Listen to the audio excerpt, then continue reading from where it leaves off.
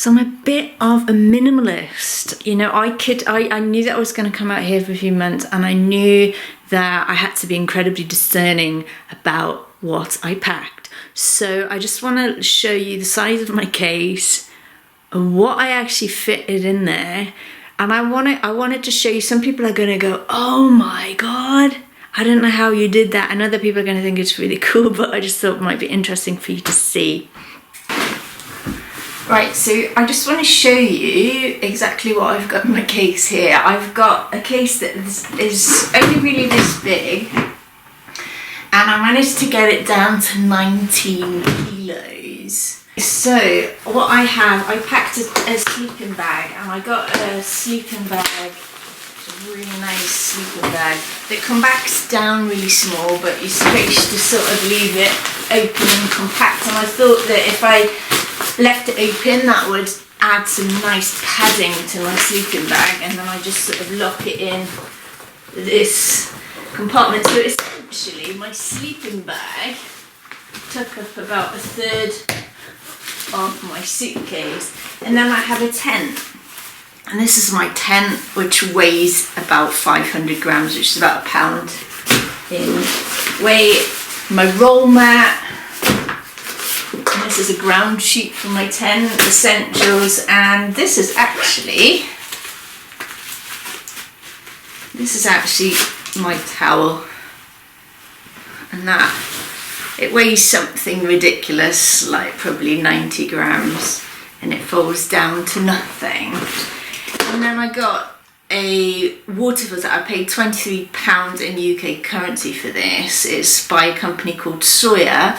And this does like a gazillion gallons of water, and you can actually suck up the water from a river, a stream, or even a puddle, or you can just filter water that comes out of a tap in there. And I got this because I really didn't know what I was going to do, and I thought I'd be camping in the wild a lot, and I might need to rely on this, so that was invaluable. And because of my food blog, I actually brought my food processor with me. And the reason I chose this particular food processor, it's not a high-end food processor, it's not particularly amazing, but that you have one base, you have the blender, you have the food processor with a grater, and this can blend things down really, really well. And it also has a nut mill with it. And the nut bag goes down to nothing, and this handy blender I can pretty much do anything with if I have to. So it's great to be very resourceful. I can run an entire retreat. I could do catering for a whole load of people with this. And this is something I found. I kind of googled portable weighing scales.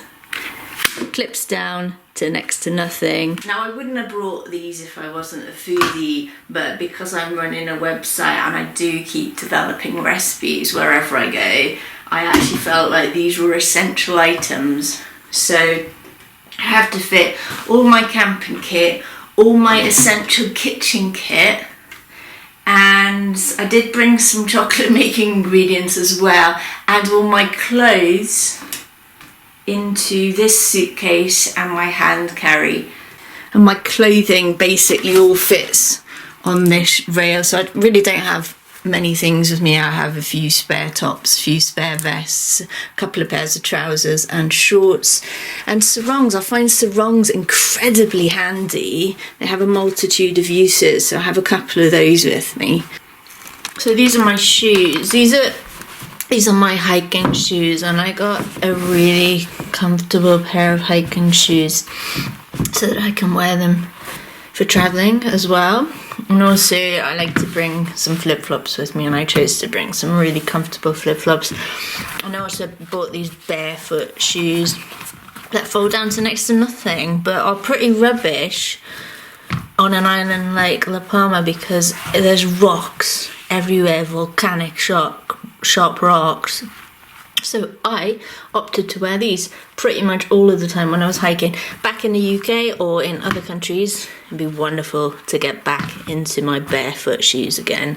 But they're an excellent option for lightweight, minimalist travel. Fold way next to nothing, fold down to next to nothing as well. Look at that. Look at that. And they're pretty amazing, actually, except not here.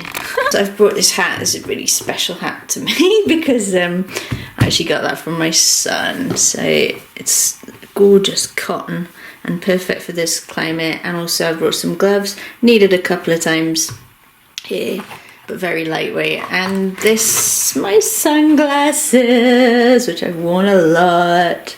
I'm kind of a minimalist, but I do really like to have a nice pair of sunglasses.